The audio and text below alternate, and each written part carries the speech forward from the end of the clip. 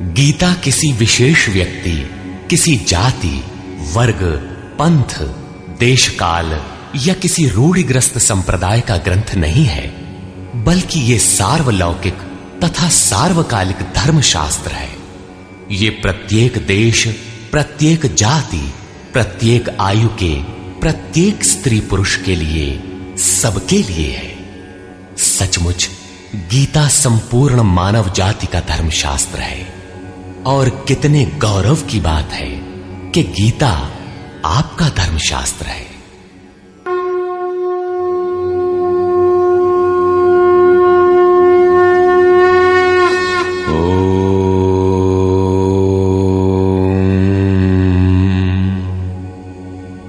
श्री परमात्मने नमः। यथार्थ गीता, श्रीमद् भगवत गीता, अथ चतुर्थोऽध्याय। अध्याय 3 में योगेश्वर श्री कृष्ण ने आश्वस्त किया था कि दोष दृष्टि से रहित होकर जो भी मानव श्रद्धा युक्त हो मेरे मत के अनुसार चलेगा, वो कर्मों के बंधन से भली प्रकार छूट जाएगा। कर्म बंधन से मुक्ति दिलाने की क्षमता योग, ज्ञान योग या कर्म योग दोनों में है। योग में ही युद्ध संचार निहित है। प्रस्तुत अध्याय में वे बताते हैं कि इस योग का प्रणेता कौन है, इसका क्रमिक विकास कैसे होता है। श्री भगवान वाच।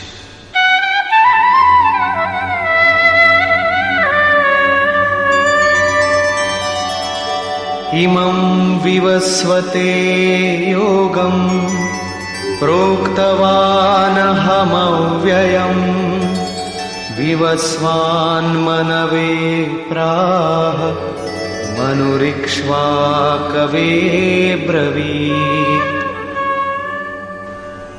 अर्जुन, मैंने इस अविनाशी योग को कल्प के आदि में विवस्वान अर्थात सूर्य के प्रति कहा। विवस्वान ने मनु से और मनु ने इक्ष्वाकु से कहा। किसने कहा? मैंने। श्री कृष्ण कौन थे? एक योगी, तत्व स्थित महापुरुष ही इस अविनाशी योग को कल्प के आरंभ में अर्थात भजन के आरंभ में विवस्वान अर्थात जो विवश हैं ऐसे प्राणियों से कहता है, सुरा में संचार कर देता है। यहां सूर्य एक प्रतीक है, क्योंकि सुरा में ही वो परम प्रकाश स्वरूप है और वहीं उसके पाने का विधान है। वास्तविक प्रकाशदाता अर्थात सूर्य वहीं है। ये योग अविनाशी है।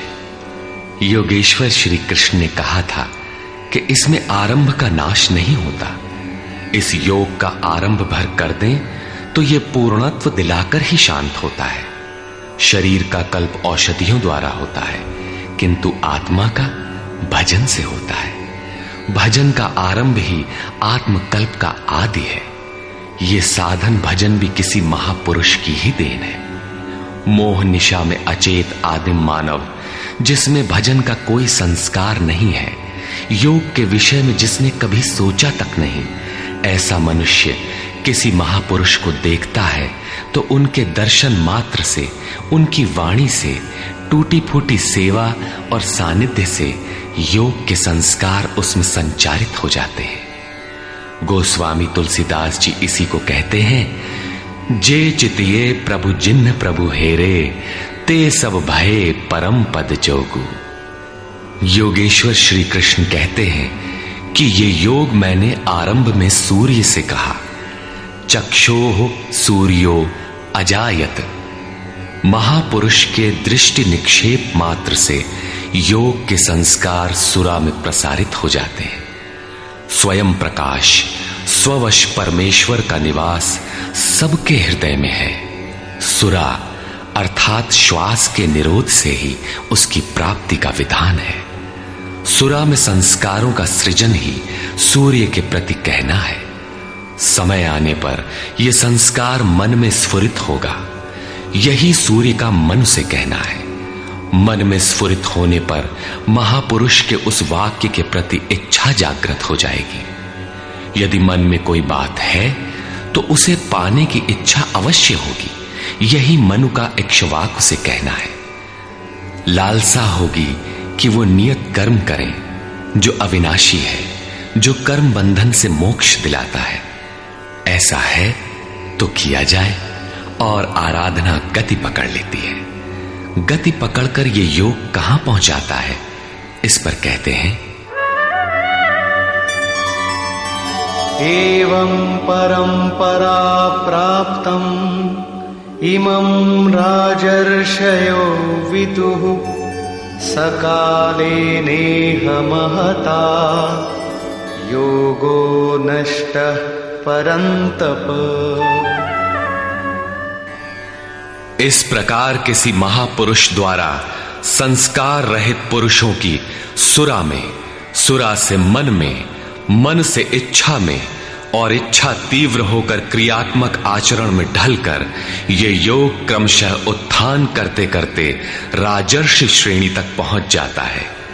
उस अवस्था में जाकर विदित होता है। इस स्तर के साधक में रिद्धियों सिद्धियों का संचार होता है। वो योग इस महत्वपूर्ण काल में इसी लोक अर्थात शरीर में प्रायः नष्ट हो जाता है। इस सीमा रेखा को कैसे पार किया जाए? क्या इस विशेष स्थल पर पहुंचकर सभी नष्ट हो जाते हैं? श्री कृष्ण कहते हैं, नहीं, जो मेरा आश्रित है, मेरा प्रिय भक्त है, अनन्य सखा है, वो नष्ट नहीं होता।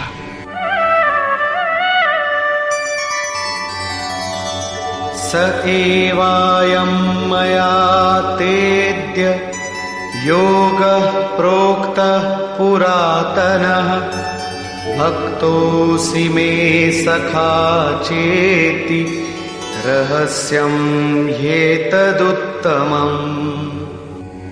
वो ही ये पुरातन योग अब मैंने तेरे लिए वर्णन किया है, क्योंकि तू मेरा भक्त और सखा है और ये योग उत्तम रहस्यपूर्ण है। अर्जुन क्षत्रिय श्रेणी का साधक था, राजर्षि की अवस्था वाला था, जहां रिद्धियों सिद्धियों के थपेड़े में साधक नष्ट हो जाता है। इस काल में भी योग कल्याण की मुद्रा में ही है, किंतु प्रायः साधक यहां पहुंचकर लड़खड़ा जाते हैं। ऐसा अविनाशी किंतु रहस्यमय योग श्री कृष्ण ने अर्जुन से कहा, क्योंकि नष्ट होने की अवस्था में अर्जुन था ही। क्यों कहा? इसलिए कि तू मेरा भक्त है, अनन्य भाव से मेरे आश्रित है, प्रिय है, सखा है। जिस परमात्मा की हमें चाह है, वो सद्गुरु परमात्मा आत्मा से अभिन्न होकर जब निर्देशन देने लगे, तभी वास्तविक भजन आरंभ होता है। यहां प्रेरक की अवस्था में परमात्मा और सद्गुरु एक दूसरे के पर्याय हैं। जिस सतह पर हम खड़े हैं, उसी स्तर पर जब स्वयं प्रभु हृदय में उतर आए, रोकथाम करने लगे, डगमगाने पर संभालें, तभी मन वश में हो पाता है। मन बस होई तबही जब प्रेरक प्रभु बरजे। जब तक इष्ट देव रथी होकर, आत्मा से अभिन्न होकर प्रेरक के रूप में खड़े नहीं हो जाते, तब तक सही मात्रा में इस पथ में प्रवेश ही नहीं होता। वो साधक प्रत्याशी अवश्य है, लेकिन भजन उसके पास कहां? पूज्य गुरुदेव भगवान कहा करते थे, हो हम कई बार नष्ट होते होते बच गए, भगवान ने ही बचा लिया। भगवान ने ऐसे समझाया, ये कहा। हमने पूछा, महाराज जी, क्या भगवान भी बोलते हैं, बातचीत करते हैं? बोले, हां, हो, भगवान ऐसे बतियावत हैं जैसे हम तुम बतियाई, घंटों बतियाई और क्रम न टूटे। हमें उदासी हुई और आश्चर्य भी कि भगवान कैसे बोलते होंगे, ये तो बड़ी नई बात है। कुछ देर बाद महाराज जी बोले, काहे घबराता है, तो हूं से बतियाई है। अक्षरशः सत्य था उनका कथन, और यही सख्य भाव है। सखा की तरह वे निराकरण करते रहे, तभी इस नष्ट होने वाली स्थिति से साधक पार हो पाता है। अभी तक योगेश्वर श्री कृष्ण ने किसी महापुरुष द्वारा योग के आरंभ, इसमें आने वाले व्यवधान, उससे पार पाने का रास्ता बताया। इस पर अर्जुन ने प्रश्न किया। अर्जुन उवाच,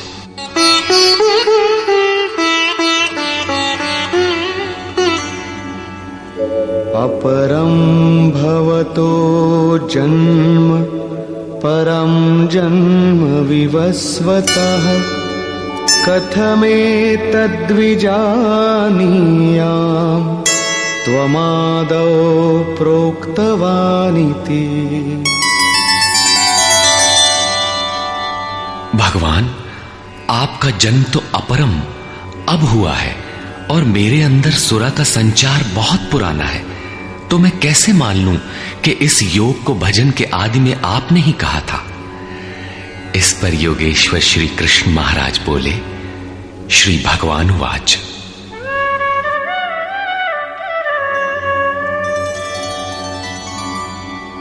बहूनि मे व्यतीतानि जन्मानि तव चार्जुन तान्यहं वेद सर्वाणि न त्वं वेत्थ परन्तप। अर्जुन, मेरे और तेरे बहुत से जन्म हो चुके हैं। हे परम तप, उन सबको तू नहीं जानता, किंतु मैं जानता हूं। साधक नहीं जानता, स्वरूपस्थ महापुरुष जानता है, अव्यक्त की स्थिति वाला जानता है। क्या आप सबकी तरह पैदा होते हैं? श्री कृष्ण कहते हैं, नहीं, स्वरूप की प्राप्ति शरीर प्राप्ति से भिन्न है। मेरा जन्म इन आंखों से नहीं देखा जा सकता। मैं अजन्मा, अव्यक्त, शाश्वत होते हुए भी शरीर के आधार वाला हूं। अवधू जीवत में कर आशा, मुए मुक्ति गुरु कहे स्वार्थी, झूठा दे विश्वासा। शरीर के रहते ही उस परम तत्व में प्रवेश पाया जाता है। लेश मात्र भी कमी है तो जन्म लेना पड़ता है। अभी तक अर्जुन श्री कृष्ण को अपने समान देहधारी समझता है। वो अंतरंग प्रश्न रखता है, क्या आपका जन्म वैसा ही है जैसा सबका है? क्या आप भी शरीरों की तरह पैदा होते हैं? श्री कृष्ण कहते हैं, अजोऽपि सन्नव्ययात्मा भूतानामीश्वरोऽपि सन् प्रकृतिं स्वामधिष्ठाय संभवाम्यात्ममायया। मैं विनाश रहित, पुनः जन्म रहित और समस्त प्राणियों के स्वर में संचारित होने पर भी अपनी प्रकृति को अधीन करके आत्म माया से प्रकट होता हूं। एक माया तो अविद्या है, जो प्रकृति में ही विश्वास दिलाती है, नीच एवं अधम योनियों का कारण बनती है। दूसरी माया है आत्म माया, जो आत्मा में प्रवेश दिलाती है, स्वरूप के जन्म का कारण बनती है। इसी को योग माया भी कहते हैं, जिससे हम विलग हैं। उस शाश्वत स्वरूप से ये जोड़ती है, मिलन कराती है। उस आत्मिक प्रक्रिया द्वारा मैं अपनी त्रिगुणमयी प्रकृति को अधीन करके ही प्रकट होता हूं। प्रायः लोग कहते हैं कि भगवान का अवतार होगा तो दर्शन कर लेंगे। श्री कृष्ण कहते हैं कि ऐसा कुछ नहीं होता कि कोई दूसरा देख सके।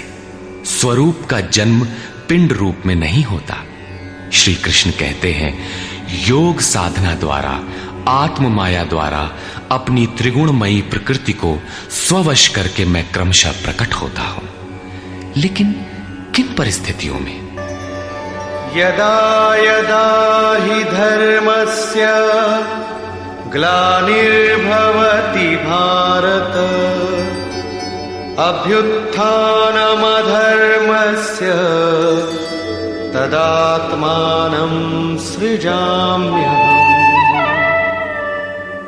हे अर्जुन, जब जब परम धर्म परमात्मा के लिए हृदय ग्लानि से भर जाता है, जब अधर्म की वृद्धि से भाविक पार पाते नहीं देखता, तब मैं आत्मा को रचने लगता हूं। जब आपका हृदय अनुराग से पूरित हो जाए, उस शाश्वत धर्म के लिए गदगद गिरा नयन बह नीरा की स्थिति आ जाए, जब प्रयत्न करके भी अनुरागी अधर्म का पार नहीं पाता, ऐसी परिस्थिति में मैं अपने स्वरूप को रचता हूं।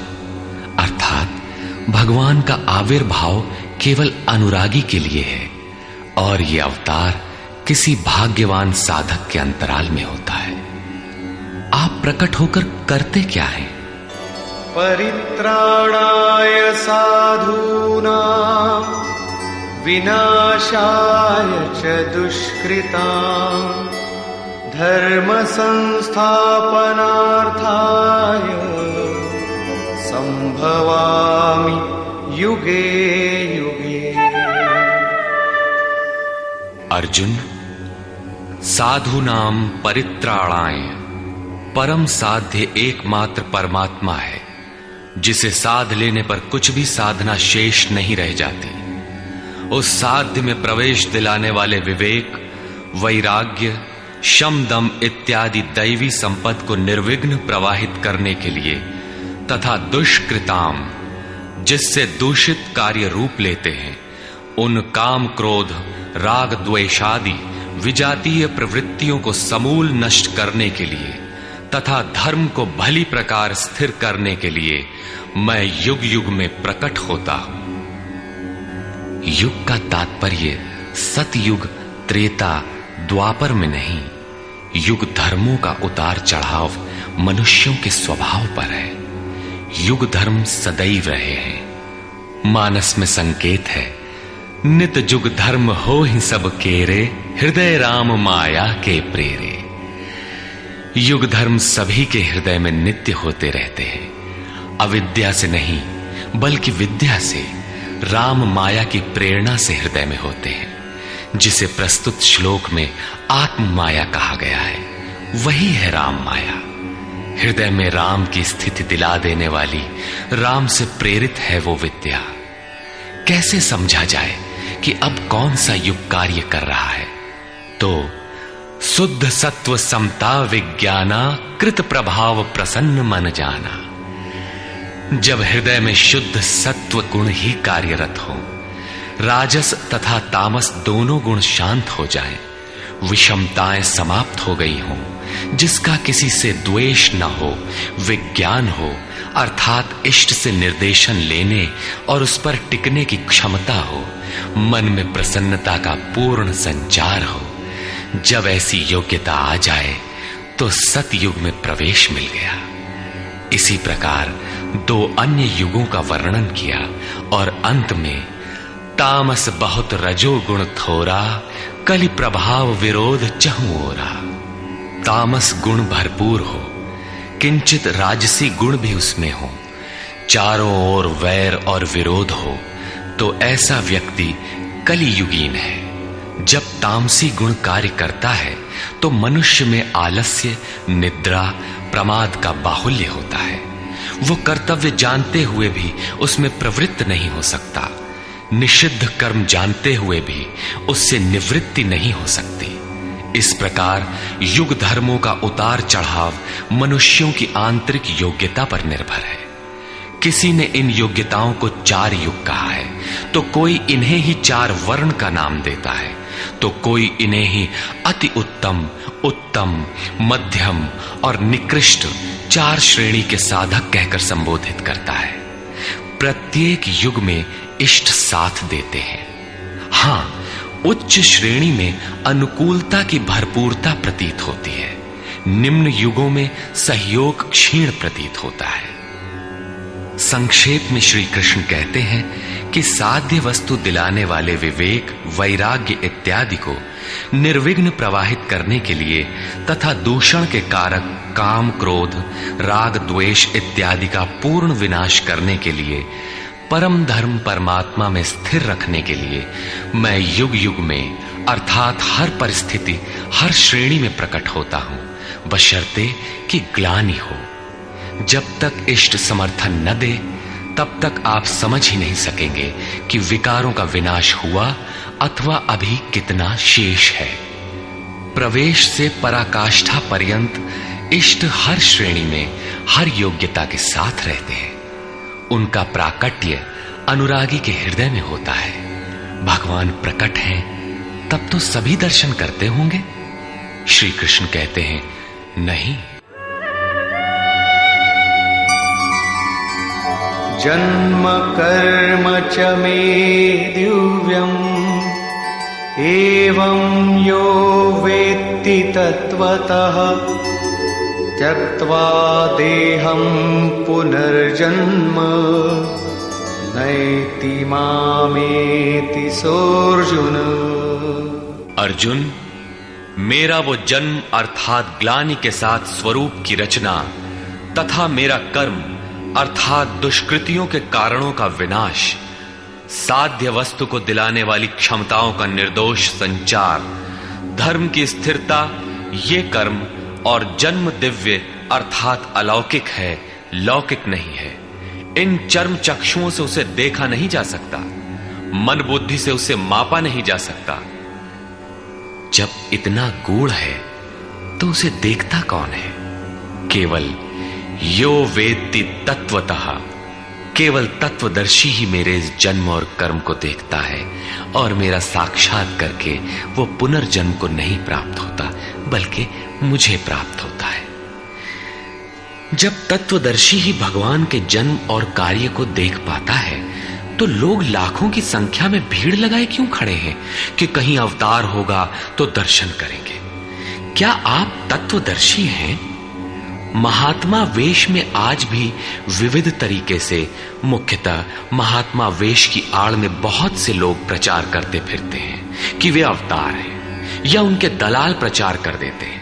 लोग भेड़ की तरह अवतार को देखने टूट पड़ते, किंतु श्री कृष्ण कहते हैं कि केवल तत्वदर्शी ही देख पाता है। अब तत्वदर्शी किसे कहते हैं? अध्याय 2 में सत असत का निर्णय देते हुए योगेश्वर श्री कृष्ण ने बताया था कि अर्जुन, असत वस्तु का अस्तित्व नहीं है और सत का तीनों कालों में कभी अभाव नहीं है। तो क्या आप ऐसा कहते हैं? बताया उन्होंने, नहीं, तत्वदर्शियों ने इसे देखा, न किसी भाषाविद ने देखा, न किसी समृद्धिशाली ने देखा। यहां पुनः बल देते हैं कि मेरा आविर्भाव तो होता है लेकिन उसे तत्वदर्शी ही देख पाता है। तत्वदर्शी एक प्रश्न है। ऐसा कुछ नहीं कि 5 तत्व हैं, 25 तत्व हैं, इनकी गणना सीख ली और हो गए तत्वदर्शी। श्री कृष्ण ने आगे बताया कि आत्मा ही परम तत्व है। आत्मा परम से संयुक्त होकर परमात्मा हो जाता है। आत्म साक्षात्कार करने वाला ही इस आविर्भाव को समझ पाता है। सिद्ध है कि अवतार किसी विरही अनुरागी के हृदय में होता है। आरंभ में उसे वो समझ नहीं पाता कि हमें कौन संकेत देता है, कौन मार्गदर्शन करता है, किंतु परम तत्व परमात्मा के दर्शन के साथ ही वो देख पाता है, समझ पाता है और फिर शरीर को त्याग कर पुनर्जन्म को प्राप्त नहीं होता। श्री कृष्ण ने कहा कि मेरा जन्म दिव्य है, इसे देखने वाला मुझे प्राप्त होता है। तो लोगों ने उनकी मूर्ति बना ली, पूजा करने लगे, आकाश में कहीं उनके निवास की कल्पना कर ली। ऐसा कुछ नहीं है। उन महापुरुषों का आशय केवल इतना था कि यदि आप निर्धारित कर्म करें तो पाएंगे कि आप भी दिव्य हैं। आप जो हो सकते हैं वो मैं हो गया हूं। मैं आपकी संभावना हूं, आपका ही भविष्य हूं। अपने भीतर आप जिस दिन ऐसी पूर्णता पा लेंगे तो आप भी वही होंगे जो श्री कृष्ण है। जो श्री कृष्ण का स्वरूप है वही आपका भी हो सकता है। अवतार कहीं बाहर नहीं होता। हां, यदि अनुराग पूरित हृदय हो तो आपके भीतर भी अवतार की अनुभूति संभव है। वे आपको प्रोत्साहित करते हैं कि बहुत से लोग इस मार्ग पर चलकर मेरे स्वरूप को प्राप्त कर चुके हैं। वीतराग भय क्रोधा मन्मया मामुपाश्रिताः बहवो ज्ञानतपसा पूता मद्भावमागता। राग और विराग दोनों से परे वीतराग तथा इसी प्रकार भय अभय, क्रोध अक्रोध दोनों से परे अनन्य भाव से अर्थात अहंकार रहित मेरे शरण हुए बहुत से लोग ज्ञान तप से पवित्र होकर मेरे स्वरूप को प्राप्त हो चुके हैं। अब ऐसा होने लगा हो ऐसी बात नहीं है, यह विधान सदैव से रहा है। बहुत से पुरुष इसी प्रकार से मेरे स्वरूप को प्राप्त हो चुके हैं। किस प्रकार? जिन जिन का हृदय अधर्म की वृद्धि देखकर परमात्मा के लिए ग्लानि से भर गया, उस स्थिति में मैं अपने स्वरूप को रचता हूं। वे मेरे स्वरूप को प्राप्त होते हैं, जिसे योगेश्वर श्री कृष्ण ने तत्व दर्शन कहा था, उसे ही अब ज्ञान कहते हैं। परम तत्व है परमात्मा, उसे प्रत्यक्ष दर्शन के साथ जानना ज्ञान है। ऐसी जानकारी वाले ज्ञानी मेरे स्वरूप को प्राप्त करते हैं। यहां यह प्रश्न पूरा हो गया। अब वे योग्यता के आधार पर भजने वालों का श्रेणी विभाजन करते हैं। ये यथा मां प्रपद्यन्ते तांस्तथैव भजाम्यहम् मम वर्त्मानुवर्तन्ते मनुष्याः पार्थ सर्वशः। पार्थ, जो मुझे जितनी लगन से जैसा भजते हैं, मैं भी उनको वैसा ही भजता हूं, उतनी ही मात्रा में सहयोग देता हूं। साधक की श्रद्धा ही कृपा बनकर उसे मिलती है। इस रहस्य को जानकर सुधी जन संपूर्ण भाव से मेरे मार्ग के अनुसार ही बरतते हैं। जैसा मैं बरतता हूं, जो मुझे प्रिय है वैसा ही आचरण करते हैं। जो मैं कराना चाहता हूं वही करते हैं। भगवान कैसे भजते हैं? वे रथी बनकर खड़े हो जाते हैं, साथ चलने लगते हैं। यही उनका भजना है। दूषित जिनसे पैदा होते हैं, उनका विनाश करने के लिए वे खड़े हो जाते हैं। सत्य में प्रवेश दिलाने वाले सद्गुणों का परित्राण करने के लिए वे खड़े हो जाते हैं। जब तक इष्ट देव हृदय से पूर्णता रथी न हो और हर कदम पर सावधान न करें, तब तक कोई कैसा ही भजनानंदी क्यों न हो, लाख आंख मूंदे, लाख प्रयत्न करे, वो इस प्रकृति के द्वंद्व से पार नहीं हो सकता। वो कैसे समझेगा कि हम कितनी दूरी तय कर चुके, कितना शेष है। इष्ट ही आत्मा से अभिन्न होकर खड़े हो जाते हैं और उसका मार्गदर्शन करते हैं कि तुम यहां पर हो, ऐसे करो, ऐसे चलो। इस प्रकार प्रकृति की खाई पाटते हुए शनैः शनैः आगे बढ़ाते हुए स्वरूप में प्रवेश दिला देंगे। भजन तो साधक को ही करना पड़ता है, किंतु उसके द्वारा इस पथ में जो दूरी तय होती है वो इष्ट की देन है। ऐसा जानकर सभी मनुष्य सर्वतोभावेन मेरा अनुसरण करते हैं। किस प्रकार वे बरतते हैं? कांक्षन्तः कर्मणां सिद्धिं यजन्त इह देवताः क्षिप्रं हि मानुषे लोके सिद्धिर्भवति कर्मजा। वे पुरुष इस मनुष्य शरीर में कर्मों की सिद्धि चाहते हुए देवताओं को पूजते हैं। कर्म कौन सा? श्री कृष्ण ने कहा, अर्जुन तू नियत कर्म कर। नियत कर्म क्या है? यज्ञ की प्रक्रिया ही कर्म है। यज्ञ क्या है? साधना की विधि विशेष, जिसमें श्वास प्रश्वास का हवन, इंद्रियों के बहिर्मुखी प्रवाह को संयमाग्नि में हवन किया जाता है, जिसका परिणाम है परमात्मा। कर्म का शुद्ध अर्थ है आराधना, जिसका स्वरूप इसी अध्याय में आगे मिलेगा। इस आराधना का परिणाम क्या है?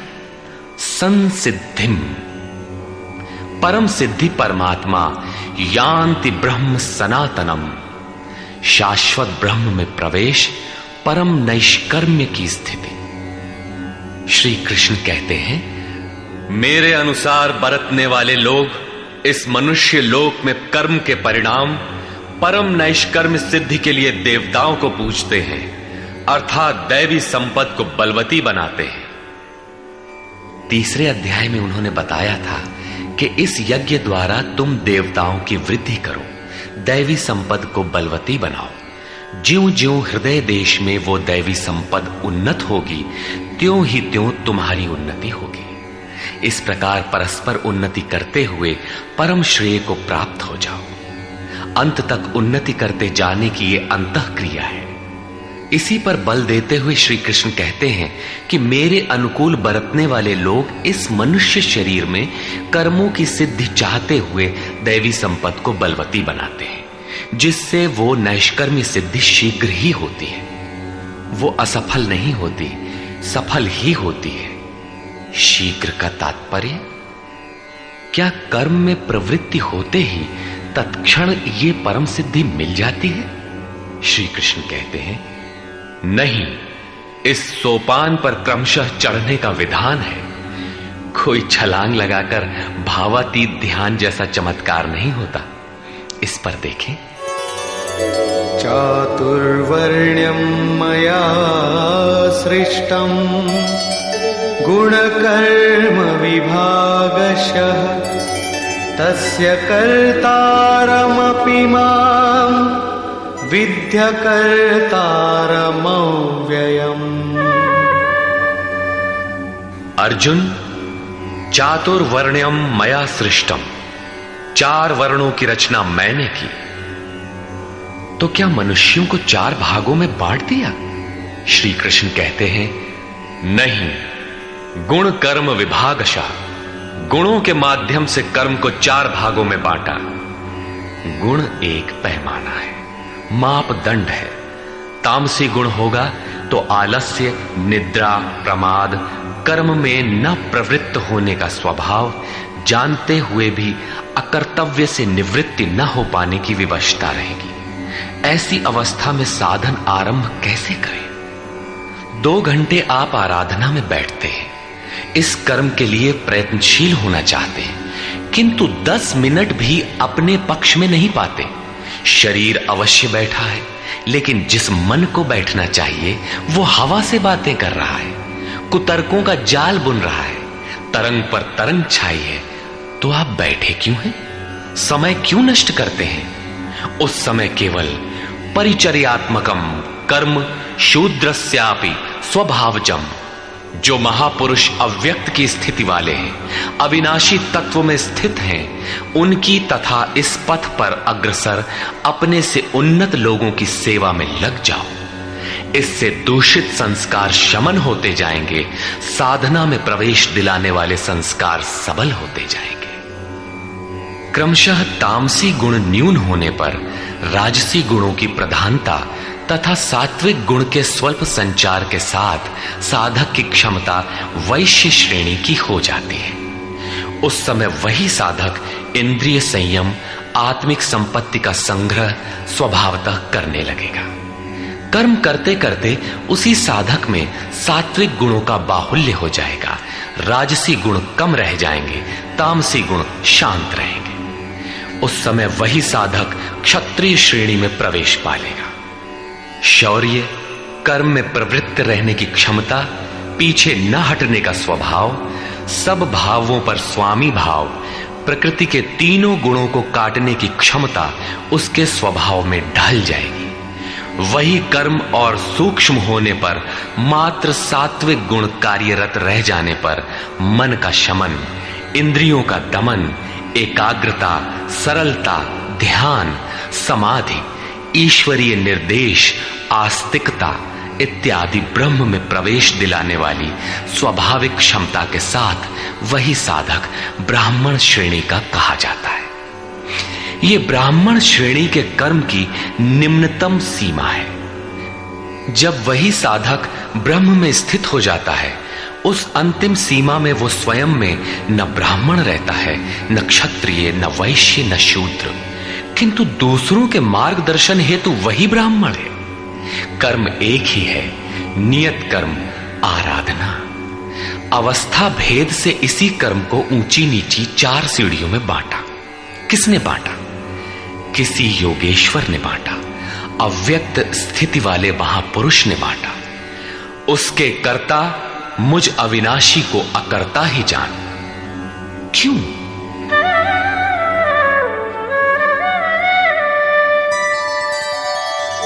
न मां कर्माणि लिम्पन्ति न मे कर्मफले स्पृहा इति मां योऽभिजानाति कर्मभिर्न स बध्यते। क्योंकि कर्मों के फल में मेरी स्पृहा नहीं है। कर्मों का फल क्या है? श्री कृष्ण ने पीछे बताया था कि यज्ञ जिससे पूरा होता है उस क्रिया का नाम कर्म है, और पूर्ति काल में यज्ञ जिसकी रचना करता है उस ज्ञानामृत को पान करने वाला शाश्वत सनातन ब्रह्म में प्रवेश पा लेता है। कर्म का परिणाम है परमात्मा। उस परमात्मा की चाह भी अब मुझे नहीं है, क्योंकि वो मुझसे भिन्न नहीं है। मैं अव्यक्त स्वरूप हूं, उसी की स्थिति वाला हूं। अब आगे कोई सत्ता नहीं जिसके लिए इस कार्य पर स्नेह रखूं। इसलिए कर्म मुझे लिपायमान नहीं करते, और इसी स्तर से जो भी मुझे जानता है, अर्थात जो कर्मों के परिणाम परमात्मा को प्राप्त कर लेता है, उसे भी कर्म नहीं बांधते। जैसे श्री कृष्ण, वैसे उस स्तर से जानने वाला महापुरुष। एवं ज्ञात्वा कृतं कर्म पूर्वैरपि मुमुक्षुभिः कुरु कर्मैव तस्मात् त्वं पूर्वैः पूर्वतरं कृतम्। अर्जुन, पहले होने वाले मोक्ष की इच्छा वाले पुरुषों द्वारा भी यही जानकर कर्म किया गया। क्या जानकर? यही कि जब कर्मों का परिणाम परमात्मा भिन्न न रह जाए, कर्मों के परिणाम परमात्मा की स्पृहा न रह जाने पर उस पुरुष को कर्म नहीं बांधते।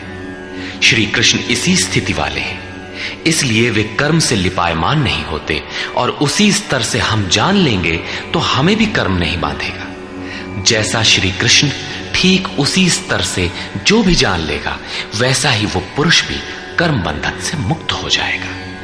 अब श्री कृष्ण भगवान, महात्मा, अव्यक्त, योगेश्वर या महायोगेश्वर जो भी रहे हों, वो स्वरूप सबके लिए है। यही समझकर पहले के मुमुक्षु पुरुषों ने, मोक्ष की इच्छा वाले पुरुषों ने कर्म पर कदम रखा। इसलिए अर्जुन, तू भी पूर्वजों द्वारा सदा से किए हुए इसी कर्म को कर। यही कल्याण का एकमात्र मार्ग है। अभी तक योगेश्वर श्री कृष्ण ने कर्म करने पर बल दिया, किंतु यह स्पष्ट नहीं किया कि कर्म क्या है। अध्याय 2 में उन्होंने कर्म का नाम मात्र लिया कि अब इसी को तू निष्काम कर्म के विषय में सुन। उसकी विशेषताओं का वर्णन किया कि यह जन्म मरण के महान भय से रक्षा करता है। कर्म करते समय सावधानी का वर्णन किया, लेकिन यह नहीं बताया कि कर्म क्या है। अध्याय 3 में उन्होंने कहा कि ज्ञान मार्ग अच्छा लगे या निष्काम कर्म योग, कर्म तो करना ही पड़ेगा। न कर्मों को त्यागने से कोई ज्ञानी होता है, और न कर्म को न आरंभ करने से कोई निष्कर्मी। हठवश जो नहीं करते वे दंभी हैं। इसलिए मन से इंद्रियों को वश में करके कर्म कर। कौन सा कर्म करें? तो बताया नियत कर्म कर। अब ये निर्धारित कर्म है कौन? तो बोले यज्ञ की प्रक्रिया ही नियत कर्म है। एक नवीन प्रश्न दिया कि यज्ञ क्या है जिसे करें तो कर्म हो जाए। वहां भी यज्ञ की उत्पत्ति बताई, उसकी विशेषताओं का वर्णन किया, किंतु यज्ञ नहीं बताया जिससे कर्म को समझा जा सके। अभी तक ये स्पष्ट नहीं हुआ कि कर्म क्या है। अब कहते हैं कि अर्जुन, कर्म क्या है, अकर्म क्या है, इस विषय में बड़े बड़े विद्वान भी मोहित हैं। उसे भली प्रकार समझ लेना चाहिए।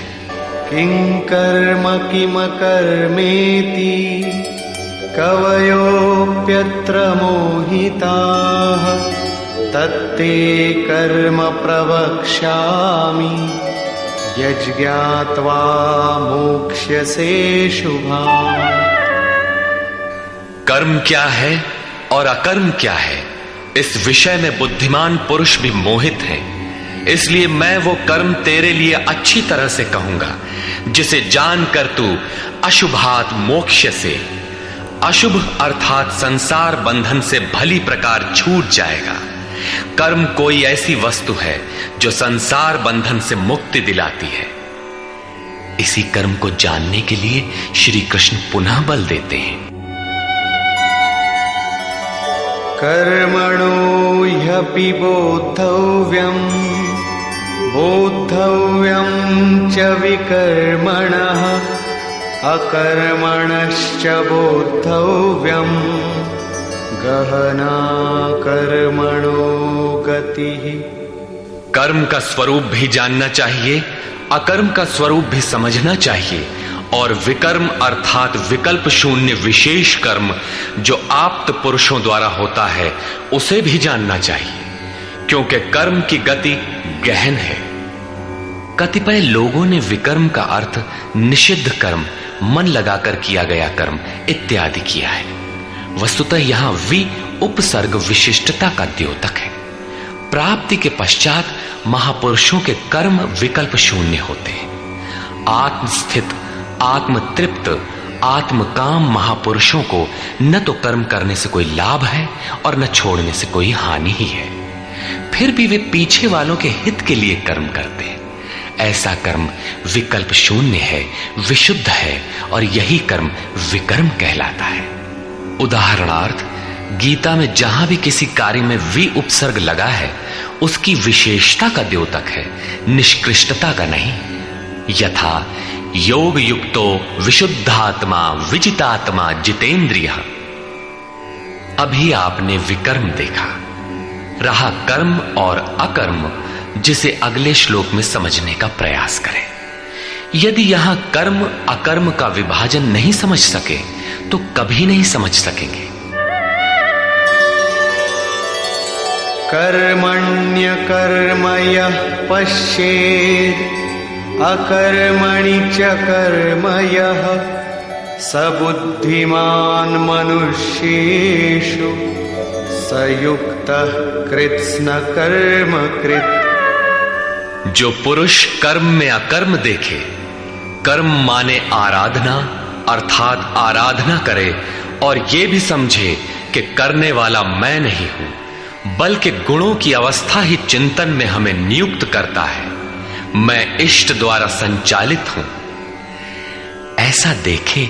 और जब इस प्रकार अकर्म देखने की क्षमता आ जाए और धारावाहिक रूप से कर्म होता रहे, तभी समझना चाहिए कि कर्म सही दिशा में हो रहा है। वही पुरुष मनुष्यों में बुद्धिमान है, मनुष्यों में योगी है, योग से युक्त बुद्धि वाला है और संपूर्ण कर्मों का करने वाला है। उसके द्वारा कर्म करने में लेश मात्र भी त्रुटि नहीं रह जाती। कर्म का अर्थ है भजन, कर्म का अर्थ है योग साधना को भली प्रकार संपादित करना, जिसका विशद वर्णन इसी अध्याय में आगे आ रहा है। यहां कर्म और अकर्म का केवल विभाजन किया गया, जिससे कर्म करते समय यस्य सर्वे समारंभाः काम संकल्प वर्जिताः ज्ञानाग्निदग्ध कर्माणम् तमाहु पंडितम बुधाः। अर्जुन, यस्य सर्वे समारंभा, जिस पुरुष के द्वारा संपूर्णता से आरंभ की हुई क्रिया काम संकल्प वर्जिता क्रमशः उत्थान होते होते इतनी सूक्ष्म हो गई क्योंकि वासना और मन के संकल्प विकल्प से ऊपर उठ गई। कामना और संकल्पों का निरोध होना मन की विजेतावस्था है। अतः कर्म कोई ऐसी वस्तु है जो इस मन को कामना और संकल्प विकल्प से ऊपर उठा देता है। उस समय ज्ञानाग्नि दग्ध कर्माणम, अंतिम संकल्प के भी शमन के साथ जिसे हम नहीं जानते, जिसे जानने के लिए हम इच्छुक थे, उस परमात्मा की प्रत्यक्ष जानकारी हो जाती है। क्रियात्मक पथ पर चलकर परमात्मा की प्रत्यक्ष जानकारी का नाम ही ज्ञान है। उस ज्ञान के साथ ही दग्ध कर्माणम, कर्म सदा के लिए दग्ध हो जाते हैं। जिसे पाना था पा लिया, आगे कोई सत्ता नहीं जिसकी शोध करे, इसलिए कर्म करके ढूंढे भी तो किसे। उस जानकारी के साथ कर्म की आवश्यकता समाप्त हो जाती है। ऐसी स्थिति वालों को ही बोध स्वरूप महापुरुषों ने पंडित कहकर संबोधित किया है। उनकी जानकारी पूर्ण है। ऐसी स्थिति वाला महापुरुष करता क्या है, रहता कैसे है, उसकी रहनी पर प्रकाश डालते हैं। त्यक्त्वा कर्मफलासंगम नित्यतृप्तो निराश्रयः कर्मण्यभिप्रवृत्तोऽपि नैव किंचित् करोति सः। अर्जुन, वह पुरुष सांसारिक आश्रय से रहित होकर नित्य वस्तु परमात्मा में ही तृप्त रहकर कर्मों के फल परमात्मा की आसक्ति को भी त्याग कर कर्म में अच्छी प्रकार बरतता हुआ भी कुछ नहीं करता।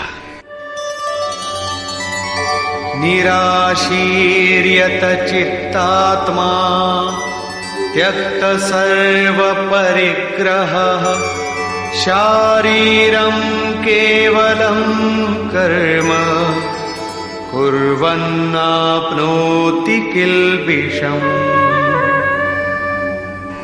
जिसने अंतःकरण और शरीर को जीत लिया है, भोगों की संपूर्ण सामग्री जिसने त्याग दी है, ऐसे आशा रहित पुरुष का शरीर केवल कर्म करता दिखाई भर पड़ता है।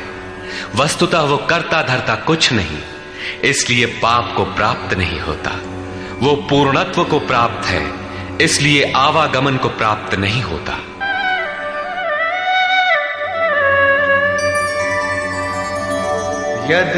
यदृच्छालाभ संतुष्टो द्वन्द्वातीतो विमत्सरः समः सिद्धावसिद्धौ च कृत्वापि न निबध्यते। अपने आप जो कुछ भी प्राप्त हो उसी में संतुष्ट रहने वाला, सुख दुख राग द्वेष और हर्ष शोकादि द्वंद्वों से परे, विमत्सरः ईर्ष्या रहित तथा सिद्धि और असिद्धि में समभाव वाला पुरुष कर्मों को करके भी नहीं बंधता। सिद्धि अर्थात जिसे पाना था वो अब भिन्न नहीं है और वो कभी विलग भी नहीं होगा, इसलिए असिद्धि का भी भय नहीं है। इस प्रकार सिद्धि और असिद्धि में समभाव वाला पुरुष कर्म करके भी नहीं बंधता। कौन सा कर्म वो करता है? वही नियत कर्म, यज्ञ की प्रक्रिया। इसी को दोहराते हुए कहते हैं,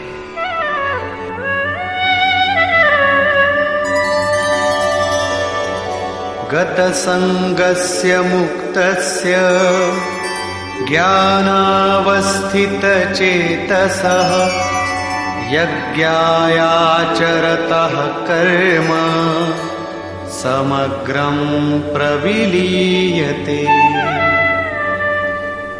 अर्जुन, यज्ञायाचरतः कर्म, यज्ञ का आचरण ही कर्म है और साक्षात्कार का नाम ही ज्ञान है। इस यज्ञ का आचरण करके साक्षात्कार के साथ ज्ञान में स्थित संग दोष और आसक्ति से रहित मुक्त पुरुष के संपूर्ण कर्म भली प्रकार विलीन हो जाते हैं। वे कर्म कोई परिणाम उत्पन्न नहीं कर पाते, क्योंकि कर्मों का फल परमात्मा उनसे भिन्न नहीं रह गया।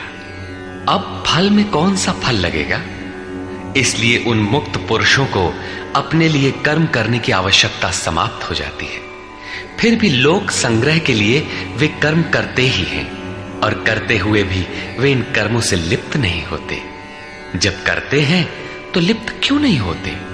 इस पर कहते हैं, ब्रह्मार्पणं ब्रह्महविः ब्रह्माग्नौ ब्रह्मणाहुतं ब्रह्मैव तेन गन्तव्यं ब्रह्म कर्म समाधिना। ऐसे मुक्त पुरुष का समर्पण ब्रह्म है, हवि ब्रह्म है, अग्नि भी ब्रह्म ही है। अर्थात ब्रह्म रूप अग्नि में ब्रह्म रूपी कर्ता द्वारा जो हवन किया जाता है वो भी ब्रह्म है। ब्रह्म कर्म समाधिना, जिसके कर्म ब्रह्म का स्पर्श करके समाधिस्थ हो चुके हैं, उसमें विलय हो चुके हैं, ऐसे महापुरुष के लिए जो प्राप्त होने योग्य है वो भी ब्रह्म ही है। वो कर्ता धर्ता कुछ नहीं, केवल लोक संग्रह के लिए कर्म में बरतता है। ये तो प्राप्ति वाले महापुरुष के लक्षण हैं, किंतु कर्म में प्रवेश लेने वाले प्रारंभिक साधक कौन सा यज्ञ करते हैं? अब यहां उसी यज्ञ को स्पष्ट करते हैं।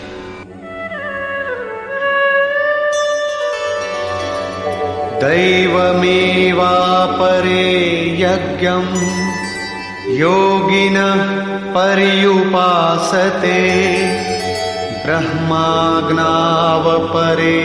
यज्ञं यज्ञेनैवोपजुह्वति। गत श्लोक में योगेश्वर श्री कृष्ण ने परमात्म स्थित महापुरुषों के यज्ञ का निरूपण किया, किंतु दूसरे योगी जो अभी उस तत्व में स्थित नहीं हुए हैं, क्रिया में प्रवेश करने वाले हैं, वे आरंभ कहां से करें? इस पर कहते हैं कि दूसरे योगी लोग दैवम यज्ञम अर्थात दैवी संपद को अपने हृदय में बलवती बनाते हैं, जिसके लिए ब्रह्मा का निर्देश था कि इस यज्ञ द्वारा तुम लोग देवताओं की उन्नति करो। ज्यों ज्यों हृदय देश में दैवी संपद अर्जित होगी, वही तुम्हारी प्रगति होगी और क्रमशः परस्पर उन्नति करके परम श्रेय को प्राप्त करो। दैवी संपद को हृदय देश में बलवती बनाना प्रवेशिका श्रेणी के योगियों का यज्ञ है। वो दैवी संपद अध्याय 16 के आरंभिक 3 श्लोकों में वर्णित है, जो हैं तो सब में केवल महत्वपूर्ण कर्तव्य समझकर उनकी जागृति करें, उनमें लगे। इन्हीं को इंगित करते हुए योगेश्वर ने कहा कि अर्जुन, तू शोक मत कर, क्योंकि तू दैवी संपद को प्राप्त हुआ है। तू मुझ में निवास करेगा, मेरे ही शाश्वत स्वरूप को प्राप्त करेगा, क्योंकि ये दैवी संपद परम कल्याण के लिए ही है। और इसके विपरीत आसुरी संपद नीच और अधम योनियों का कारण है। इसी आसुरी संपद का हवन होने लगता है, इसलिए ये यज्ञ है और यहीं से यज्ञ का आरंभ है। दूसरे योगी ब्रह्माग्नौ पर ब्रह्म परमात्म रूप अग्नि में यज्ञ के द्वारा ही यज्ञ का अनुष्ठान करते हैं। श्री कृष्ण ने आगे बताया कि इस शरीर में अधियज्ञ मैं हूं। यज्ञों का अधिष्ठाता अर्थात यज्ञ जिसमें विलय होते हैं वो पुरुष मैं हूं। श्री कृष्ण एक योगी थे, सद्गुरु थे। इस प्रकार दूसरे योगी जन ब्रह्म रूपी अग्नि में यज्ञ अर्थात यज्ञ स्वरूप सद्गुरु को उद्देश्य बनाकर यज्ञ का अनुष्ठान करते हैं। सारांशतः सद्गुरु के स्वरूप का ध्यान करते हैं। श्रोत्रादीनीन्द्रियाण्यन्ये संयमाग्निषु जुह्वति शब्दादीन् विषयानन्य इंद्रियाग्निषु जुह्वति। अन्य योगी जन श्रोत्रादिक अर्थात श्रोत्र, नेत्र, त्वचा, जिह्वा, नासिका सब इंद्रियों को संयम रूपी अग्नि में हवन करते हैं, अर्थात इंद्रियों को विषयों से समेटकर संयत कर लेते हैं। यहां आग नहीं जलती। जैसे अग्नि में डालने से हर वस्तु भस्मसात हो जाती है, ठीक इसी प्रकार संयम ही एक अग्नि है जो इंद्रियों के संपूर्ण बहिर्मुखी प्रवाह को दग्ध कर देता है। दूसरे योगी लोग शब्दादिक अर्थात शब्द, स्पर्श, रूप, रस और गंध विषयों को इंद्रिय रूपी अग्नि में हवन कर देते हैं, अर्थात उनका आशय बदलकर साधना परक बना लेते हैं। साधक को संसार में रहकर ही तो भजन करना है। सांसारिक लोगों के भले बुरे शब्द उससे टकराते ही रहते हैं। विषयोत्तेजक ऐसे शब्दों को सुनते ही साधक उनके आशय को योग, वैराग्य सहायक, वैराग्योत्तेजक भावों में बदलकर इंद्रिय रूपी अग्नि में हवन कर देते हैं। जैसे कि एक बार अर्जुन अपने चिंतन में रत था, अकस्मात उसके कर्ण कुहरों में संगीत लहरी झंझना उठी। उसने सिर उठाकर देखा तो उर्वशी खड़ी थी, जो एक वेश्या थी। सभी उसके रूप पर मुग्ध हो झूम रहे थे, किंतु अर्जुन ने उसे स्नेहिल दृष्टि से मातृवत देखा। उस शब्द रूप से मिलने वाले विकार विलीन हो गए, इंद्रियों के अंतराल में ही समाहित हो गए। यहां इंद्रिय ही अग्नि है। अग्नि में डाली हुई वस्तु जैसे भस्मसात हो जाती है, उसी प्रकार आशय बदलकर इष्ट के अनुकूल ढाल लेने पर विषयोत्तेजक रूप, रस, गंध, स्पर्श और शब्द भी भस्म हो जाते हैं। साधक पर कुप्रभाव नहीं डाल पाते। साधक इन शब्दादिकों में रुचि नहीं लेता, इन्हें ग्रहण नहीं करता। इन श्लोकों में अपरे, अन्य शब्द एक ही साधक की ऊंची नीची अवस्थाएं हैं। एक ही यज्ञकर्ता का ऊंचा नीचा स्तर है, न कि अपरे अपरे कहने से कोई अलग अलग यज्ञ। सर्वाणि इंद्रिय कर्माणि प्राणकर्माणि चापरे आत्मसंयमयोगाग्नौ जुह्वति ज्ञानदीपिते। अभी तक योगेश्वर ने जिस यज्ञ की चर्चा की, उसमें क्रमशः दैवी संपत्ति को अर्जित किया जाता है। इंद्रियों की संपूर्ण चेष्टाओं का संयम किया जाता है। बलात् विषयोत्तेजक शब्दादिकों के टकराने पर भी उनका आशय बदलकर उनसे बचा जाता है। इससे उन्नत अवस्था होने पर दूसरे योगी जन संपूर्ण इंद्रियों की चेष्टाओं तथा प्राण के व्यापार को साक्षात्कार सहित ज्ञान से प्रकाशित परमात्म स्थिति रूपी योगाग्नि में हवन करते हैं। जब संयम की पकड़ आत्मा के साथ तद्रूप हो जाती है, प्राण और इंद्रियों का व्यापार भी शांत हो जाता है, उस समय विषयों को उद्दीप्त करने वाली और इष्ट में प्रवृत्ति दिलाने वाली दोनों धाराएं आत्मसात हो जाती हैं। परमात्मा में स्थिति मिल जाती है, यज्ञ का परिणाम निकल आता है। ये है यज्ञ की पराकाष्ठा। जिस परमात्मा को पाना था उसी में स्थिति आ गई तो शेष क्या रहा। पुनः योगेश्वर श्री कृष्ण यज्ञ को भली प्रकार समझाते हैं। द्रव्य यज्ञास्तपो यज्ञा योग यज्ञास्तथा परे स्वाध्याय ज्ञान यज्ञाश्च यतयः संशितव्रता। अनेक लोग द्रव्य यज्ञ करते हैं, अर्थात आत्मपथ में महापुरुषों की सेवा में पत्र पुष्प अर्पण करते हैं।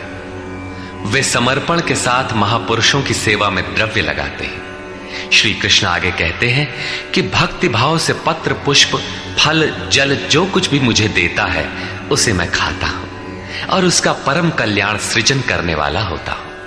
यह भी यज्ञ ही है। हर आत्मा की सेवा करना, भूले हुए को आत्मपथ पर लाना द्रव्य यज्ञ है, क्योंकि प्राकृतिक संस्कारों को जलाने में समर्थ है। इसी प्रकार कई पुरुष तपोयज्ञ, स्वधर्म पालन में इंद्रियों को तपाते हैं, अर्थात स्वभाव से उत्पन्न क्षमता के अनुसार यज्ञ की निम्न और उन्नत अवस्थाओं के बीच तपते हैं।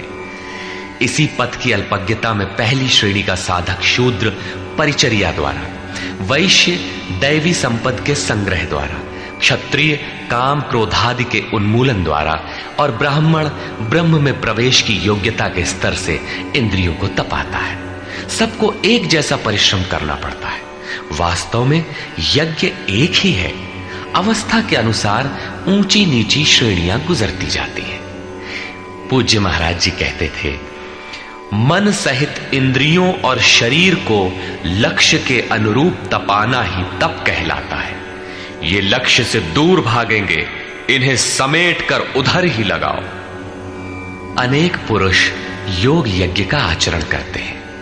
प्रकृति में भटकती हुई आत्मा का प्रकृति से परे परमात्मा से मिलन का नाम योग है। योग की परिभाषा अध्याय 6/23 में दृष्टव्य है। सामान्यतः दो वस्तुओं का मिलन योग कहलाता है। कागज से कलम मिल गया, थाली और मेज मिल गए तो क्या योग हो गया? नहीं, ये तो पंचभूतों से निर्मित पदार्थ हैं। एक ही हैं, दो कहां? दो प्रकृति और पुरुष हैं।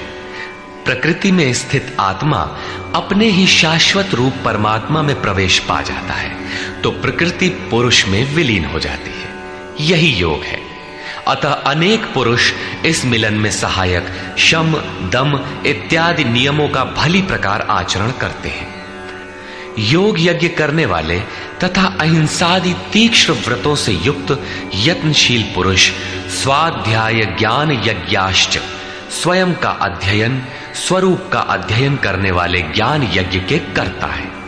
यहां योग के अंगों अर्थात यम, नियम, आसन, प्राणायाम, प्रत्याहार, धारणा, ध्यान और समाधि, इनको अहिंसादि तीक्ष्ण व्रतों से निर्दिष्ट किया गया है। अनेक लोग स्वाध्याय करते हैं। पुस्तक पढ़ना तो स्वाध्याय का आरंभिक स्तर मात्र है। विशुद्ध स्वाध्याय है स्वयं का अध्ययन, जिससे स्वस्वरूप की उपलब्धि होती है, जिसका परिणाम है ज्ञान अर्थात साक्षात्कार। यज्ञ का अगला चरण बताते हैं।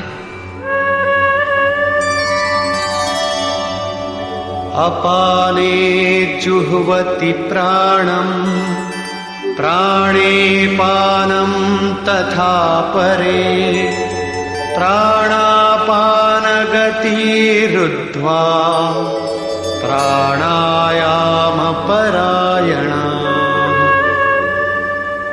बहुत से योगी अपान वायु में प्राण वायु का हवन करते हैं और उसी प्रकार प्राण वायु में अपान वायु का हवन करते हैं।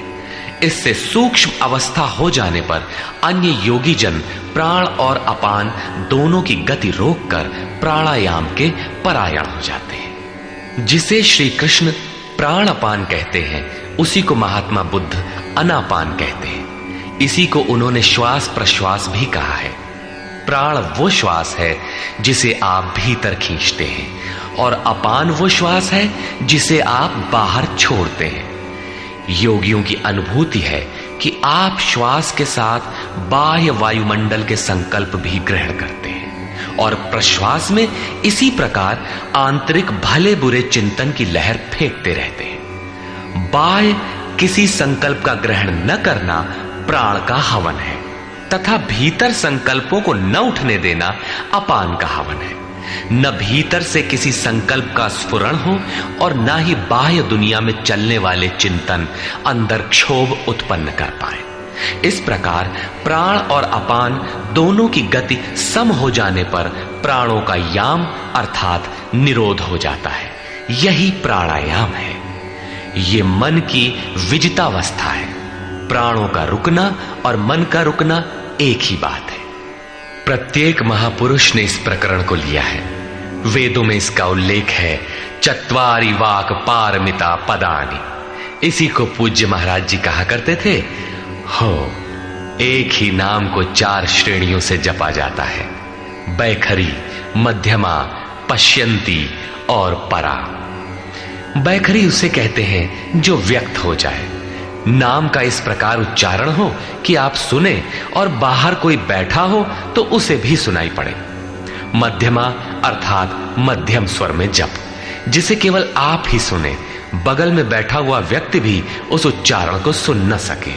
ये उच्चारण कंठ से होता है। धीरे धीरे नाम की धुन बन जाती है, डोर लग जाती है। साधना और सूक्ष्म हो जाने पर पश्यंती अर्थात नाम देखने की अवस्था आ जाती है। फिर नाम को जपा नहीं जाता, यही नाम श्वास में ढल जाता है। मन को दृष्टा बनाकर खड़ा कर दे, देखते बर रहे कि सांस कहती क्या है, सांस आती है कब, बाहर निकलती है कब, कहती है क्या। महापुरुषों का कहना है कि ये सांस नाम के सिवाय और कुछ कहती ही नहीं। साधक नाम का जप नहीं करता, केवल उससे उठने वाली धुन को सुनता है, सांस को देखता भर है, इसलिए इसे पश्यंती कहते हैं। पश्यंती में मन को दृष्टा के रूप में खड़ा करना पड़ता है, किंतु साधन और उन्नत हो जाने पर सुनना भी नहीं पड़ता। एक बार सुरत लगा भर दे, स्वतः सुनाई देगा। जपय न जपावे अपने से आवे, न स्वयं जपो न मन को सुनने के लिए बाध्य करो, और जप चलता रहे। इसी का नाम है अजपा। ऐसा नहीं कि जप प्रारंभ ही न करें और आ गई अजपा। यदि किसी ने जप नहीं प्रारंभ किया तो अजपा नाम की कोई वस्तु भी उसके पास नहीं होगी। अजपा का अर्थ है हम न जपें किंतु जाप हमारा साथ न छोड़े। एक बार सूरत का कांटा लगा भर दे तो जप प्रवाहित हो जाए और अनवरत चलता रहे। इस स्वाभाविक जप का नाम है अजपा, और यही है परावाणी का जप। ये प्रकृति से परे तत्व परमात्मा में प्रवेश दिलाती है। इसके आगे वाणी में कोई परिवर्तन नहीं है। परम का दिग्दर्शन करा के उसी में विलीन हो जाती है, इसलिए इसे परा कहते हैं। मन श्वास के साथ जुड़ा है। जब श्वास पर दृष्टि है, श्वास में नाम ढल चुका है, भीतर से न तो किसी संकल्प का उत्थान है और न बाह्य वायुमंडल के संकल्प भीतर प्रवेश कर पाते हैं। यही मन पर विजय की अवस्था है। इसी के साथ यज्ञ का परिणाम निकल आता है। अपरे नियताहाराः प्राणान् प्राणेषु जुह्वति सर्वेप्येते यज्ञविदो यज्ञक्षपितकल्मषाः। दूसरे नियमित आहार करने वाले प्राण को प्राणों में ही हवन करते हैं। पूज्य महाराज जी कहा करते थे कि योगी का आहार दृढ़, आसन दृढ़ और निद्रा दृढ़ होनी चाहिए। आहार विहार पर नियंत्रण बहुत आवश्यक है। ऐसे अनेक योगी प्राण को प्राण में ही हवन कर देते हैं, अर्थात श्वास लेने पर ही ध्यान केंद्रित रखते हैं, प्रश्वास पर ध्यान नहीं देते। सांस आई तो सुना ओम, पुनः सांस आई तो ओम सुनते रहे। इस प्रकार यज्ञों द्वारा नष्ट पाप वाले ये सभी पुरुष यज्ञ के जानकार हैं। इन निर्दिष्ट विधियों में से यदि कहीं से भी करते हैं तो वे सभी यज्ञ के ज्ञाता हैं। अब यज्ञ का परिणाम बताते हैं।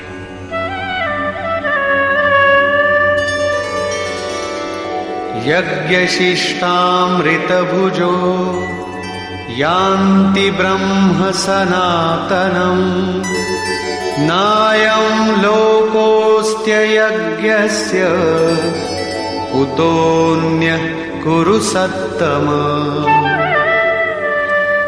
कुरुश्रेष्ठ अर्जुन, यज्ञ शिष्टामृत भुज, यज्ञ जिसकी सृष्टि करता है, जिसे अवशेष छोड़ता है, वो है अमृत। उसकी प्रत्यक्ष जानकारी ज्ञान है। उस ज्ञानामृत को भोगने अर्थात प्राप्त करने वाले योगी जन यान्ति ब्रह्म सनातनम, शाश्वत सनातन पर ब्रह्म को प्राप्त होते हैं। यज्ञ कोई ऐसी वस्तु है जो पूर्ण होते ही सनातन पर ब्रह्म में प्रवेश दिला देती है। यज्ञ न करें तो आपत्ति क्या है? श्री कृष्ण कहते हैं कि यज्ञ रहित पुरुष को पुनः ये मनुष्य लोक अर्थात मानव शरीर भी सुलभ नहीं होता, फिर अन्य लोग कैसे सुखदायी होंगे? उसके लिए तो तिर्यक योनियां सुरक्षित हैं, इससे अधिक कुछ नहीं। अतः यज्ञ करना मनुष्य मात्र के लिए नितांत आवश्यक है।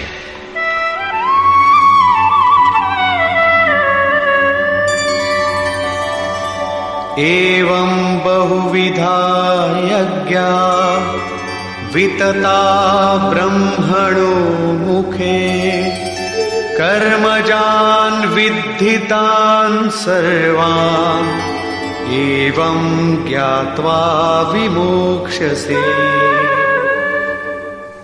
इस प्रकार उपर्युक्त बहुत प्रकार के यज्ञ वेद की वाणी में कहे गए हैं, ब्रह्म के मुख से विस्तारित है। प्राप्ति के पश्चात महापुरुषों के शरीर को परब्रह्म धारण कर लेता है। ब्रह्म से अभिन्न अवस्था वाले उन महात्माओं की बुद्धि मात्र यंत्र होती है, उनके द्वारा वो ब्रह्म ही बोलता है। उसकी वाणी में इन यज्ञों का विस्तार किया गया है। इन सब यज्ञों को तू कर्मजान विद्धि, कर्म से उत्पन्न हुआ जान। यही पहले भी कहे आए हैं, यज्ञः कर्म समुद्भवः। उन्हें इस प्रकार क्रियात्मक चलकर जान लेने पर, जैसा अभी बताया था, यज्ञ करके जिनका पाप नष्ट हो चुका हो वही यज्ञ के यथार्थ ज्ञाता है। अतः अर्जुन, तू विमोक्ष्य से संसार बंधन से पूर्णतः छूट जाएगा। यहां योगेश्वर ने कर्म को स्पष्ट कर दिया। वो हरकत कर्म है जिससे उपर्युक्त यज्ञ पूर्ण होते हैं। अब यदि दैवी संपत्ति का अर्जन, सद्गुरु का ध्यान, इंद्रियों का संयम, श्वास का प्रश्वास में हवन, प्रश्वास का श्वास में हवन, प्राणापान की गति का निरोध खेती करने से होता हो, व्यापार, नौकरी या राजनीति करने से होता हो, तो आप करिए। यज्ञ तो ऐसी क्रिया है जो पूर्ण होते ही तत्क्षण परब्रह्म में प्रवेश दिला देती है। बाह्य किसी भी कार्य से आप तत्क्षण ब्रह्म में प्रवेश पा जाते हो तो कीजिए। वस्तुतः ये सब के सब यज्ञ चिंतन की अंतःक्रियाएं, आराधना का चित्रण है जिससे आराध्य देव विदित होता है। यज्ञ उस आराध्य तक की दूरी तय करने की निर्धारित प्रक्रिया विशेष है। ये यज्ञ श्वास प्रश्वास, प्राणायाम इत्यादि जिस क्रिया से संपन्न होते हैं उस कार्य प्रणाली का नाम कर्म है। कर्म का शुद्ध अर्थ है आराधना, चिंतन। प्रायः लोग कहते हैं कि संसार में कुछ भी किया जाए हो गया कर्म, कामना से रहित होकर कुछ भी करते जाओ हो गया निष्काम कर्मयोग। कोई कहता है कि अधिक लाभ के लिए विदेशी वस्त्र बेचते हैं तो आप सकामी हैं, देश सेवा के लिए स्वदेशी बेचें तो हो गया निष्काम कर्मयोग। निष्ठापूर्वक नौकरी करें, हानि लाभ की चिंता से मुक्त होकर व्यापार करें, हो गया निष्काम कर्मयोग। जय पराजय की भावना से मुक्त होकर युद्ध करें, चुनाव लड़ें, हो गए निष्कर्मी। मरोगे तो मुक्ति हो जाएगी। वस्तुतः ऐसा कुछ भी नहीं है।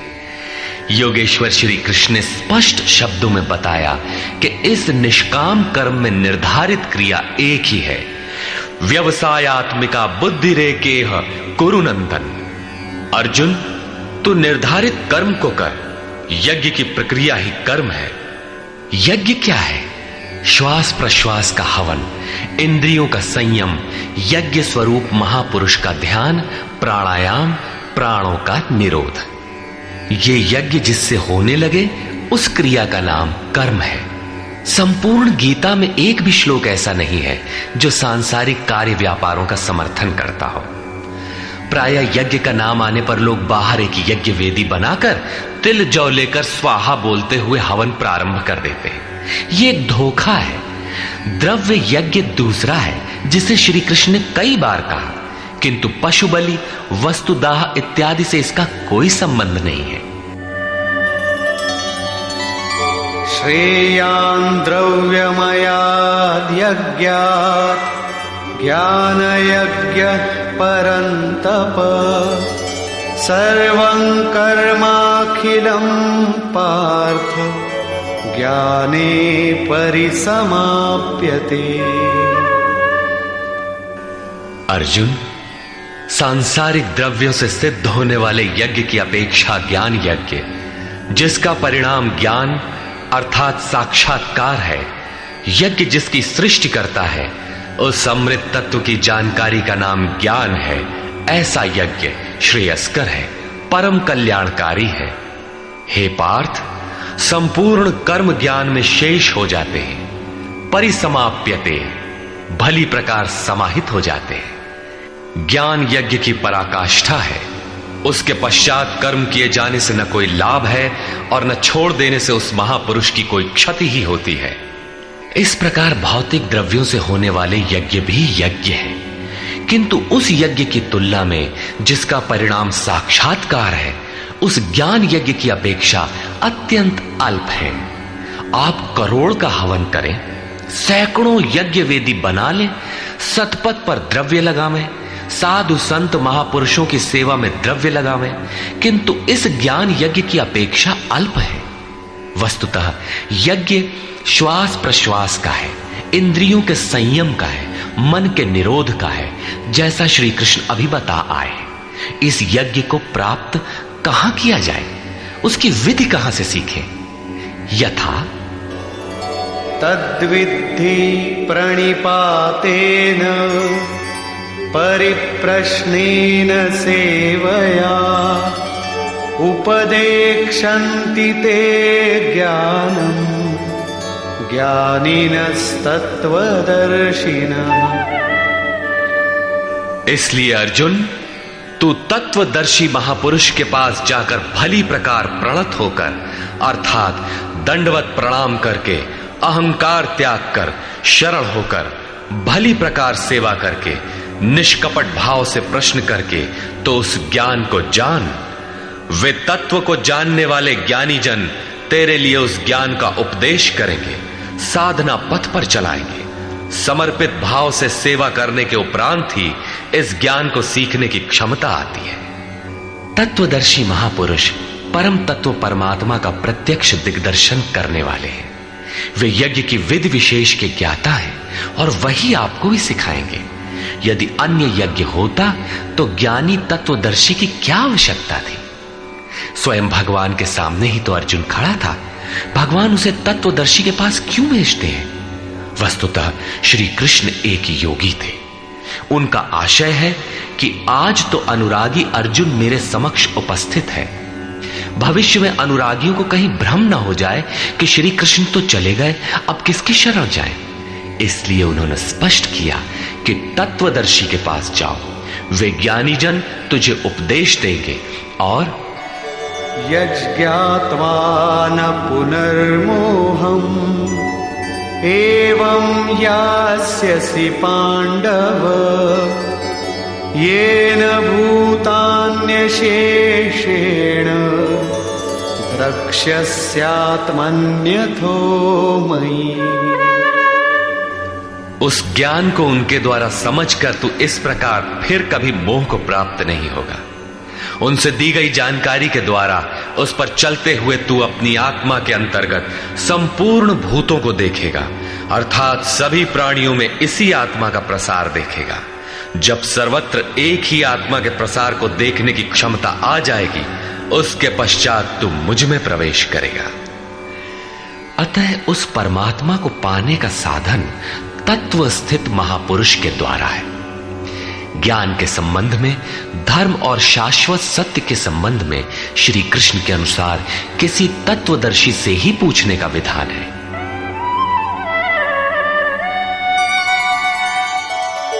अपि चेदसि पापेभ्यः सर्वेभ्यः पापकृत्तमः सर्वं ज्ञानप्लवेनैव वृजिनं संतरिष्यसि। यदि तू सब पापियों से भी अधिक पाप करने वाला है, तब भी ज्ञान रूपी नौका द्वारा सभी पापों से निसंदेह भली प्रकार तर जाएगा। इसका आशय आप ये न लगा ले कि अधिक से अधिक पाप करके कभी भी तर जाएंगे। श्री कृष्ण का आशय मात्र यही है कि कहीं आप भ्रम में न रहे कि हम तो बड़े पापी हैं, हमसे पार नहीं लगेगा। ऐसी कोई गुंजाइश न निकाल लें।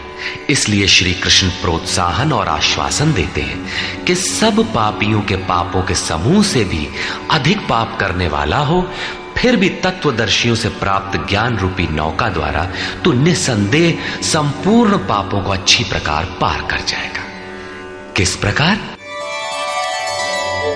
यथैधांसि समिद्धोऽग्निः भस्मसात् कुरुतेऽर्जुन ज्ञानाग्निः सर्वकर्माणि भस्मसात् कुरुते तथा। अर्जुन, जिस प्रकार प्रज्वलित अग्नि ईंधन को भस्म कर देता है, ठीक उसी प्रकार ज्ञान रूपी अग्नि संपूर्ण कर्मों को भस्म कर देता है। यह ज्ञान की प्रवेशिका नहीं है जहां से यज्ञ में प्रवेश मिलता है, वरन यह ज्ञान अर्थात साक्षात्कार की पराकाष्ठा का चित्रण है, जिसमें पहले विजातीय कर्म भस्म होते हैं और फिर प्राप्ति के साथ चिंतन कर्म भी उसी में विलय हो जाते हैं। जिसे पाना था पा लिया, अब आगे चिंतन कर किसे ढूंढे? ऐसा साक्षात्कार वाला ज्ञानी संपूर्ण शुभाशुभ कर्मों का अंत कर लेगा। वो साक्षात्कार होगा कहां? बाहर होगा अथवा भीतर? इस पर कहते हैं,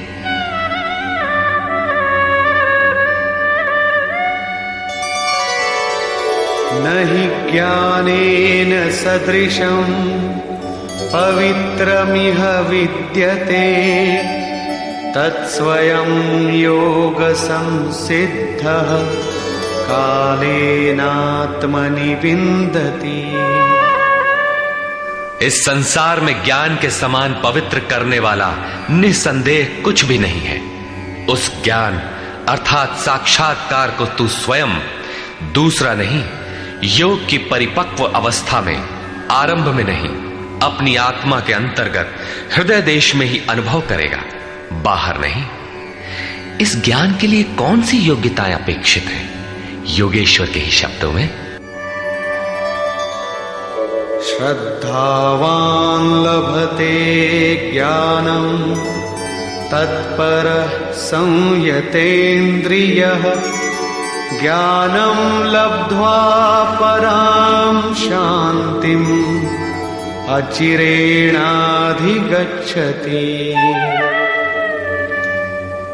श्रद्धावान, तत्पर तथा संयतेंद्रिय पुरुष ही ज्ञान प्राप्त कर पाता है। भावपूर्वक जिज्ञासा नहीं है तो तत्वदर्शी की शरण जाने पर भी ज्ञान नहीं प्राप्त होता। केवल श्रद्धा ही पर्याप्त नहीं है, श्रद्धावान शिथिल प्रयत्न भी हो सकता है। अतः महापुरुष द्वारा निर्दिष्ट पथ पर तत्परता से अग्रसर होने की लगन आवश्यक है। इसके साथ ही संपूर्ण इंद्रियों का संयम अनिवार्य है। जो वासनाओं से विरत नहीं है उसके लिए साक्षात्कार अर्थात ज्ञान की प्राप्ति कठिन है। केवल श्रद्धावान आचरणरत संयतेंद्रिय पुरुष ही ज्ञान प्राप्त करता है। ज्ञान को प्राप्त कर वो तत्क्षण परम शांति को प्राप्त हो जाता है, जिसके पश्चात कुछ भी पाना शेष नहीं रहता।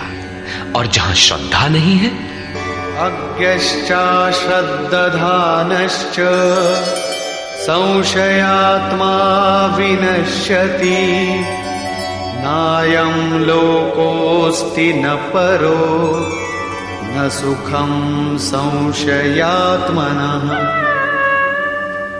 अज्ञानी जो यज्ञ के विधि विशेष से अनभिज्ञ है एवं श्रद्धा रहित तथा संशय युक्त पुरुष इस परमार्थ पथ से भ्रष्ट हो जाता है। उनमें भी संशय युक्त पुरुष के लिए न तो सुख है, न पुनः मनुष्य शरीर है और न परमात्मा ही। अतः तत्वदर्शी महापुरुष के पास जाकर इस पथ के संशयों का निवारण कर लेना चाहिए, अन्यथा वे वस्तु का परिचय कभी नहीं पाएंगे। फिर पाता कौन है? योग संन्यस्त कर्माणं ज्ञान संचिन्न संशयम् आत्मवन्तं न कर्माणि निबध्नन्ति धनंजय। जिसके कर्म योग द्वारा भगवान में समाहित हो चुके हैं, जिसका संपूर्ण संशय परमात्मा की प्रत्यक्ष जानकारी द्वारा नष्ट हो गया है, परमात्मा से संयुक्त ऐसे पुरुष को कर्म नहीं बांधते। योग के द्वारा ही कर्मों का शमन होगा, ज्ञान से ही संशय नष्ट होगा। इसीलिए श्री कृष्ण कहते हैं, तस्मादज्ञान संभूतं हृत्स्थं ज्ञानासिनात्मनः चित्वैनं संशयं योगम् आतिष्ठोत्तिष्ठ भारत।